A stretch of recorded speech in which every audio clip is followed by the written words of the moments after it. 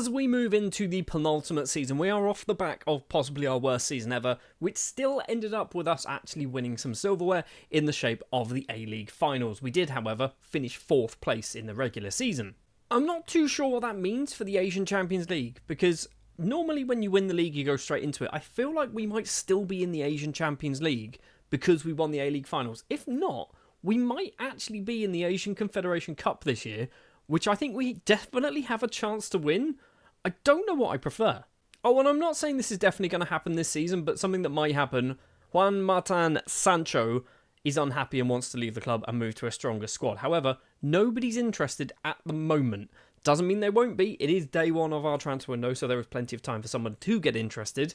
But maybe we might be losing Sancho. We will see. Oh yeah, and obviously this is a youth development challenge, which means we need to be locking in 5 players who have come through our youth intakes in the last few seasons. They all need to be 21 or under, and I think we are probably safe to play the same 5 players that we played last season, but we will lock that in when we get to the end of the transfer window. Oh, and because it is a transfer window right now, we haven't done any business at the moment. We've got £3.8 million to spend. We've got a fairly sizable wage budget as well to spend, but obviously when it comes to spending that money, we can only spend that on designated players because basically there is a salary cap in the A-League, which is annoying because basically the salary cap is, I think, £25,000 and we can spend up to £95,000. Anyway, so this is Season 9, the penultimate season of this Youth Development Challenge with Brisbane Roar. We are going to jump forward to the end of the first transfer window, see if we've managed to spend any of that money, see if we have lost Sancho, and basically lock in our 5 players for this season. So we're back on the 8th of September, and we have obviously had a bit of a transfer window. Our transfer budget is now negative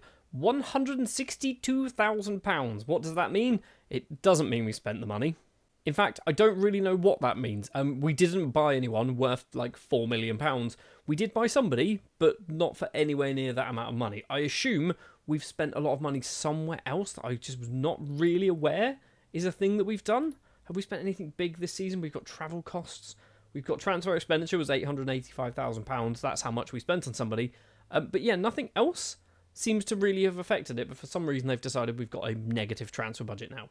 So 2 real bits of transfer business to talk about. Jake Girdwood-Reich has left the club. He was here for a very, very long time, signing from St. Louis City. He's moved over to Melbourne City on a free transfer. 140 league appearances for us, a very good player. But I think as he's got on, as we've improved as a team, he's just not needed anymore. And joining the club is 22-year-old Australian international joining from Melbourne City FC. It wasn't intended, it wasn't like a swap deal, for £875,000.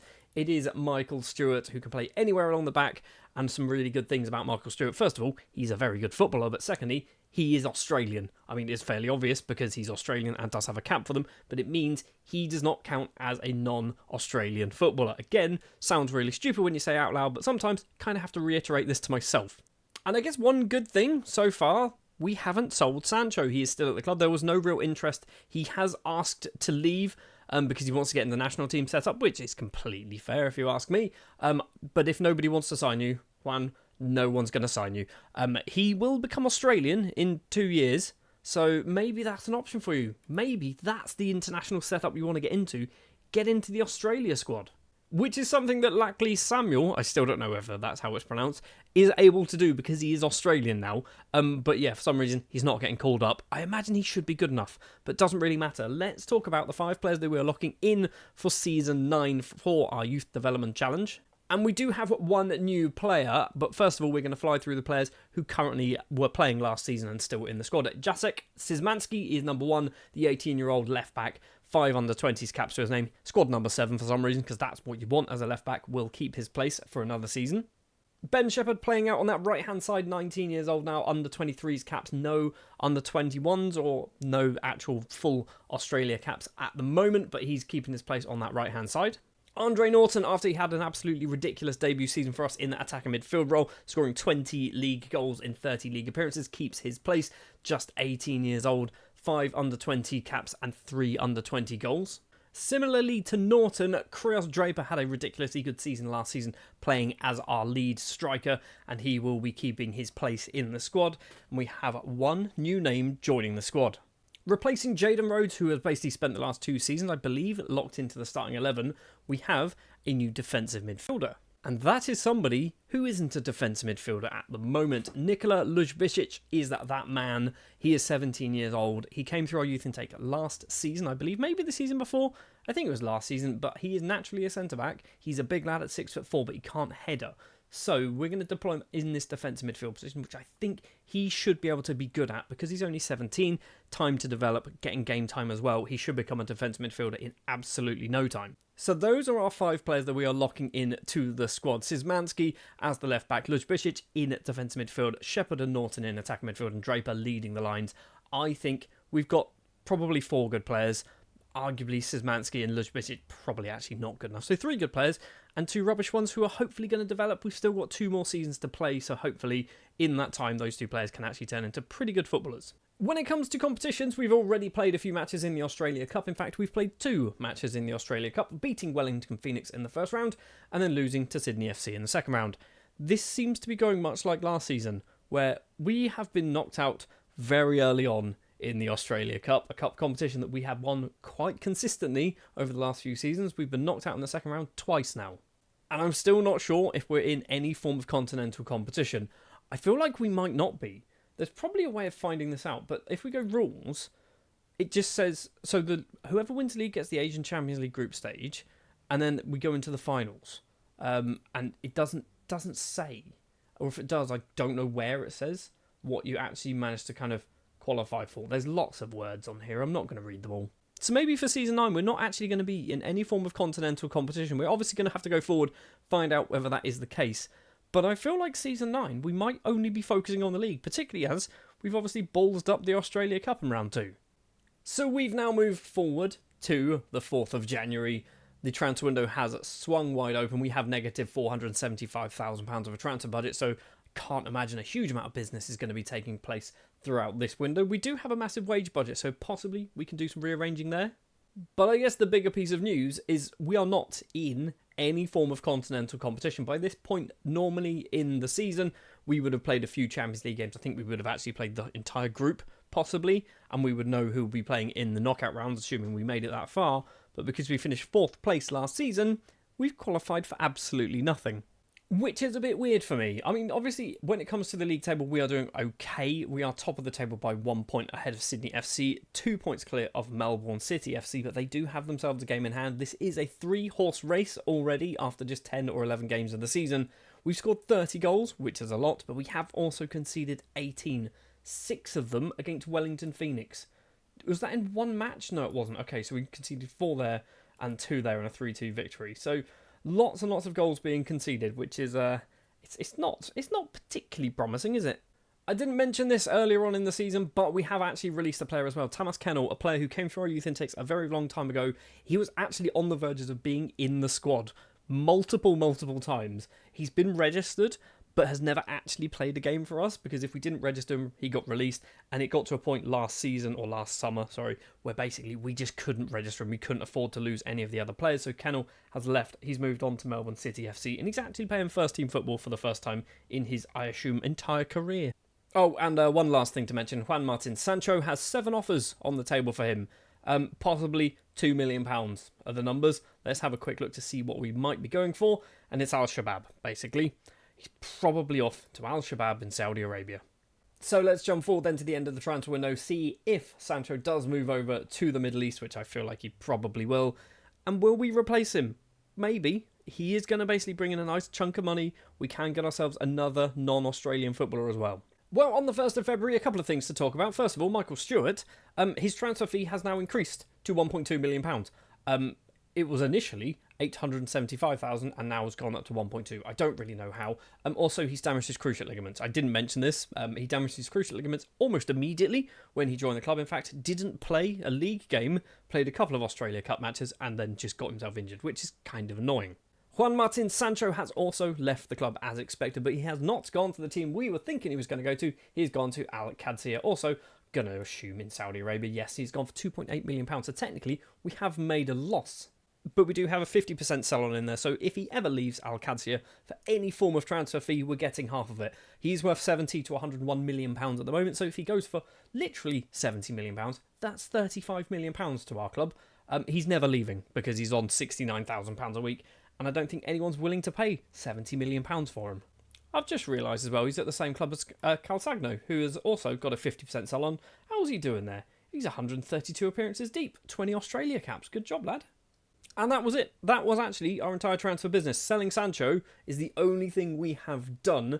Competitions-wise, we are still top of the table, still just 1 point clear. It's now down to basically a 2-horse race between us and Sydney FC. Melbourne City kind of still in it, but might be slightly too far out of reach now. So we've only got one thing, technically two things, to focus on: the regular season and the finals.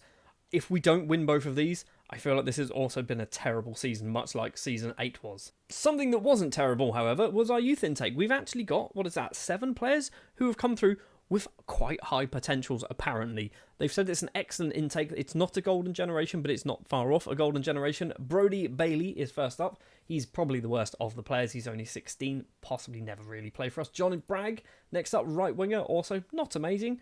3.5 star potential for Johnny Bragg.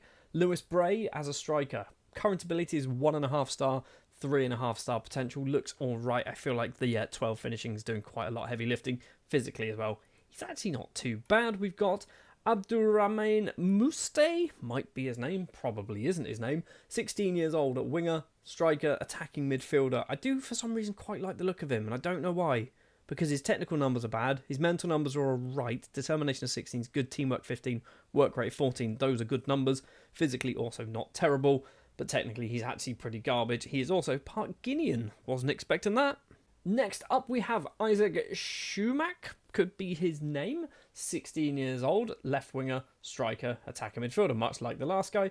Again, he's alright, isn't he? He's got some reasonable mental numbers. Physically, not amazing. Technically, not amazing, but actually probably better than the last guy. And you are, for some reason, I was expecting you to be something else, like part Israeli or something. But no, just apparently you're just fully Australian. Now, this guy's got to be part Greek or Cypriot, hasn't he? Dimitris Argriou. Definitely not how that's said at all, but that's what we're going to go with. 16 years old, can play in multiple weird positions. Right back, defence midfielder, right winger, right attacking mid, or right attacking midfielder, sure, we'll go with that, and a striker. He's got lots of average numbers, lots of 8s and 9s across the board for the technicals. Mental's not amazing, physical's also not amazing, but apparently 3.5 star potential. But the star of the show is something that I never thought we would get, and it is a goalkeeper, Lucas Morgan, 17 years old, value of 1.1 to £2 million. He is, I'm going to say this now, and I don't know whether it's true, but he is a future Australian #1 goalkeeper, and he has come through our youth intake in Season 9. You'll notice as well, he's already played twice. And that's because I've made the executive decision to lock him into the starting lineup for the final half of this season and most likely Season 10. It does mean if we just click here, Lujbicic, who was playing in that role there, has been dropped. He's got better, hasn't he? He's now a natural defence midfielder, or not natural, but accomplished defence midfielder. He's okay. He did play 14 times, but didn't really do much else. But yes, Lucas Morgan will be our #1 goalkeeper until the end of this save. So Morgan, Szymanski, Shepherd, Norton and Draper will now be the players locked in for the final games of the season. The final games of the season, by the way, which there's not actually that many, is there? We're obviously going to we're going to hopefully get ourselves into the finals as well. We've been on an absolute ridiculous tear, haven't we? What is that? 9 wins in a row? So maybe we can keep that going and we should just walk away with this league. It's now the 24th of April and we didn't walk away with this league, and it is not through want of trying. Sydney FC kept up with us every single step of the way. 1 point was the difference. In fact, arguably it should have been more, shouldn't it? We drew the final game of the season. Sydney FC, what did they get up to in the last few matches? So they lost against us. That was the decider. Genuinely, that match there was the decider. We beat them 4-3. A winner from Andre Norton in the 76th minute means that we are crowned champions of the A-League once again. Obviously, this now moves us straight into the elimination matches, or the finals, or whatever it's called. Oh, I've just noticed as well, we've moved ahead of the Thai League. That is lovely. Up to 8th place in the competition ranking. I know we're going to look at the players once again at the end of the season, but I just want to point out Lucas Morgan once again. He's 23, or capped at under 23 levels now. 12 starts, 11 conceded, but 6 clean sheets. I feel like this is a wise decision. Might not be a wise decision, but I feel like it is. Partially because this is happening. Arsenio Versluis, our #1 goalkeeper for the final few seasons, he's agreed to leave the club. He actually agreed to leave the club back in January. He's moving over to AZ on a free transfer. I've been constantly trying to get him new contracts. He wasn't accepting them. He's a very good goalkeeper, but I'm hoping when we have a quick comparison with Lucas Morgan They are nothing alike. I mean, they're alike, but Lucas Morgan's nowhere near as good, is he? But there is time. Time is on Lucas Morgan's side. I've just realised he's only turned 17 on the 21st of January. He's literally 17 years old in 3 months. He's a literal baby. He was born in 2017. I mean, if this man was real, I say man, if this child was real, he would be, what, 5, 6, 7, 8 years old. He'd be an 8-year-old goalkeeper now. Anyway, then, let's jump forward to the end of the season. Can we win ourselves the finals as well? And hopefully we can get back to winning ways, ready for Season 10, where we'll be back in the Champions League, we'll be winning the Australian competitions, and we'll win absolutely everything in Season 10. We get knocked out in the semi-finals at the first match. Once again, knockout competitions are not our friends, are they? So we lose to Central Coast Mariners. It was a 2-2 draw and then a 1-0 defeat, meaning that we don't win the whatever it's called. It's not... I can never remember what this is called. So the regular season and then the finals. We haven't won the finals. So we've won a lot. We've definitely won a lot. But we have not won the finals again. It's annoying, but I guess it doesn't matter. Doesn't really matter. Arguably, I don't know anything about Australian football, but I'd argue winning the regular season is probably a bigger prize than winning the finals, because the finals is only competed between 6 teams. The regular season's a lot longer. There's a lot more matches. Definitely trying to convince myself that winning the regular season's way bigger deal than actually winning the finals. Might not be. So going through then the 5 players locked in, to begin with Lucas Morgan, as we know, was our number 1 goalkeeper. He only played 2 more matches and conceded 3 goals in those 2 games and didn't keep a clean sheet. So not really a big improvement there. Moving over to our left back, number 7, Jacek Szymanski, has not scored a goal at all season actually, which is a bit of a worry. Has only got 9 assists as well. Normally you'd expect a lot more assists. He got 6 last season, 8 this season in the regular matches. I mean, I would have hoped for more. I feel like maybe Szymanski might be kind of hamstringing us, but that 5-star potential is still there. So because it's still there, I feel like we need to keep him in for Season 10. Whilst not in the starting 11 anymore, Nikola Lubicic, we should take a quick look at him as well. He has actually been demoted to the NPL side, which is like our B team, I guess, where he's not really playing at all. I feel bad for him. He's not a real man, but I feel bad. But I feel like putting in Morgan is a much wiser decision. Moving forward to the right winger then of Ben Shepherd, who now has 2 Australia caps to his name, which is good. He has got himself 8 goals and 6 assists. Not a big season, only 20 matches. He must have picked up a fairly sizable injury or a few injuries. So what season are we in? We're in this season here. So he picked up a bruised thigh and a twisted ankle. And the twisted ankles recently. How would he only play 20 matches? That seems weird. It seems weird that he's missed a lot of football. International duty will probably do it. And I'm assuming a similar situation for Andre Norton, who's now 18. He has 2 caps and 1 goal for the Australia national side. He's got 12 goals in all competitions, 6 assists. He's only played 23 league matches, 21 league, and then 2 in the finals. Obviously 2 as well in the Australia Cup. But he's done pretty good. I feel like he's 4.5-star current ability at 18. My worry is this is his peak. It's not a bad thing. He's certainly a good footballer, but I'm concerned that this is his peak and he's not going to get much better than this. Also, he's still on £30 a week. You need an agent, boy. Somebody else who needs an agent is Krios Draper, because now at 19 has 2 Australia caps as well. He's on £60 a week, so he's doubled his money, but it's still not a lot of money at all. He's very, very good, isn't he? 19 goals in all competitions, 5 assists as well. He is currently out with a pulled back muscle, which is ironic because I'm sat here with a bad back right now. I feel like Krios Draper is just rubbing it in. He's good. I feel like he could be our best player. When we sort by ability, Norton, Leonard, Draper, Versluis, all up there with 4-star or more. When you sort by potential, look at how many players we've got with 3.5 or 4.5-star or more potential. That's a lot of players. That is a lot of players that we've got there. Just quickly sorting by goals. So Shepherd, Norton and Draper we know about. And Lugo, Matthew Lee scored 4 goals. Matthew Lee, the Australian and part Korean guy, has played a few matches for some reason. Assists-wise, Charlie Bright probably playing as our right back, getting the most assists with 10. I feel like this season we have struggled with scoring goals. If we scroll back up, actually, we can see Sancho. How many did he get for us this season? 4 goals, 5 assists, so not even a big season from Sancho.